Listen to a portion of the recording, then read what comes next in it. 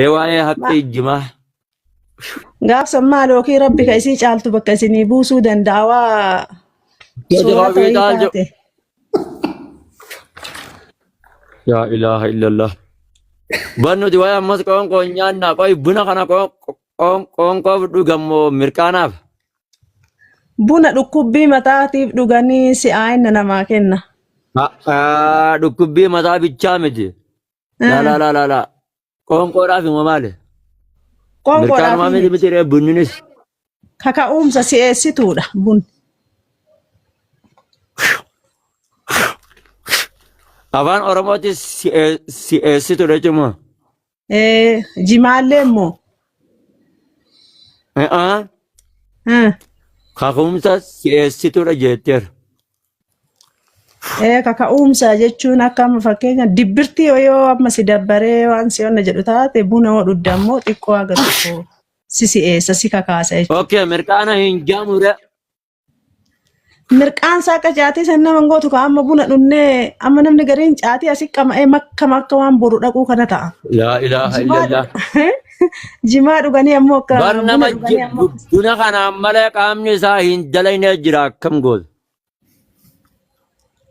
Hin raffisa malee mirqaanee bakka biyya san ga'e achi ga'e birriillee hin qaban jedhaare akka jimaa sanitti.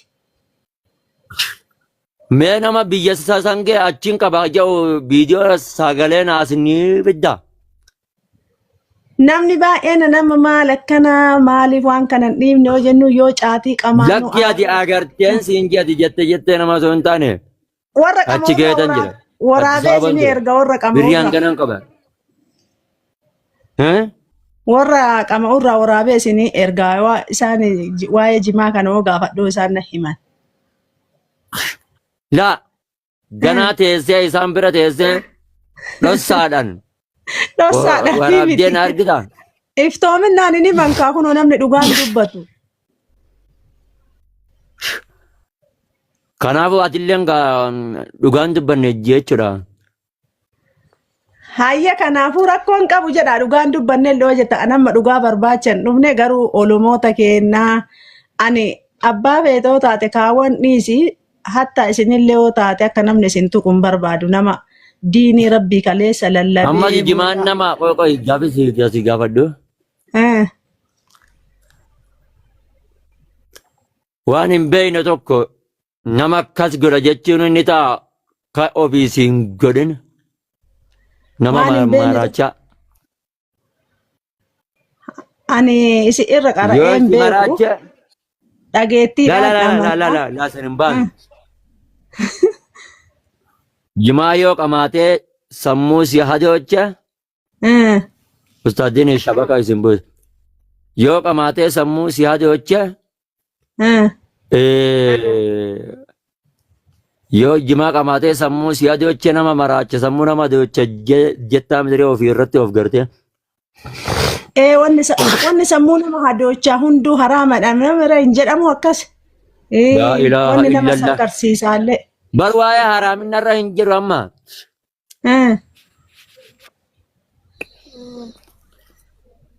Yoo ofii qamaatee ofii irra geessee si hadochee. Jimaan nama hadocha jettaa mitiin siin jeer jimaan mataara nama maraacha jettaa mitiin siin jeer. Sirriidha kaa warri maqaa mi'a irraa argee waaqa ma'e. Si warra qama irraa argii baati warra qama irraa argitee murteessuu hin dandeessu. Sanirratti akkamitti agartee ati akkamitti dubbatuu dandeessa waan hin qamaateen agarin. Waan qama'een arge akkaataa itti arge kan amma warra qamaatii kana yoo dhaban hin aaranii maatiidhaan walitti bu'anii. Namni waa buna yoo dhabe hin aaramoo hin aaru. Hin aara garagara garuu. Maaltu garagara godhe yaa buliitii yammumaan tana namni jimaa qame ni aaraa namni jimaan qamaa'in osoo hin qamaane ni aaraa maatii wal labaan jenne namni buna hin dhuyne jaardini wal ni dhabama wal hin dhabu. Baay'ee wal hin dhabu mataatu dhukkuba malee. Inna lillahi wa inna ilayhi raaji'uun. Ka jimaan qamaa'in jimaa dhabee akkamitti nama wallola. Haga jimaa argatu bakka namni caatii barate sun namni jimaa barate haga jimaa ofii san qama'utti takka namaa waliin hin galu hin haara yeroo baay'ee kan argu. Okay, namni buna dhugee habuna barate oo nama walni gala. Habuna barate yoo argateen barbaadaa hin dhugaa yoo hin argatiin ammoo matamatu dhukkuma malee jeequmsa guddaan uumu sunni. Wallahi jeequmsa guddaa uuma. Hajjimaatis yoo argate hin qamaa malee mirqaanuma dhaba malee nama waliin gawaaddeetiyya bakka sanatti dhiifama. Ayya rakkoon qabu ka abbaa irra beekeen falfalette Oromoo. Ti abbaa miti amma ati abbaa mana keetii jimaan ni qamaa.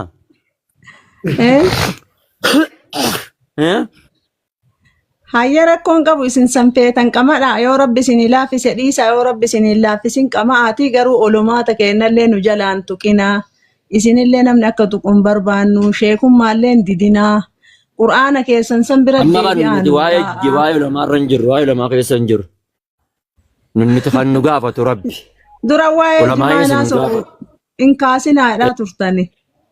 Ka isin gaafatu rabbi dhugaadha maan namni waanuma nama hawwu waan gaarii dubbata malee.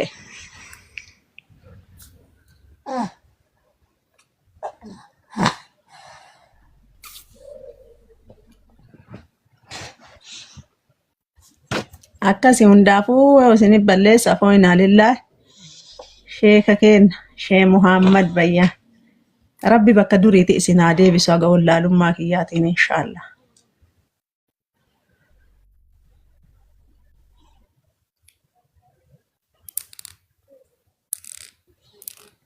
Hayyee galatoomii yaada keetiif yaada bareedaa ibsite garuu bakka jimaa fi bunni addaan jette sanitti xiqqoo irra deebii ilaali. Soosiin bunallee dhugaa hedduu funuun afaan nama keessaa naqaa mataan akka malee si dhukkubaa isumatu irraa dawwakii adda addaa sitti buusayyu.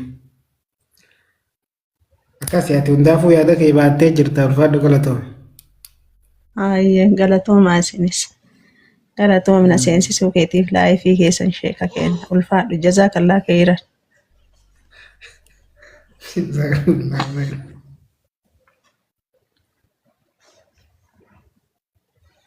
Aya namni biraan dubbatanii abbaa zarri maal taateen dubbattu faami.